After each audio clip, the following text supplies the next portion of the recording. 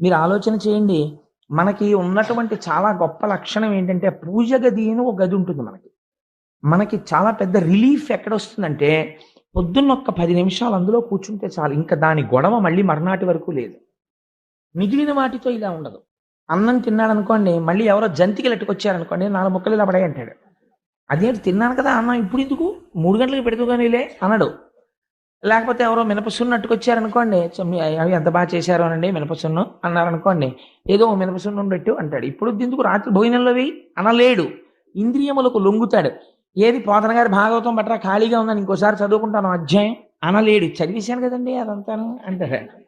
లేకపోతే సుందరకాండ చెప్తున్నారండి అన్నారనుకోండి, ఆయనకి ఏం పనండి బాబా అస్తమానం సుందరకాండ చెప్తాడు.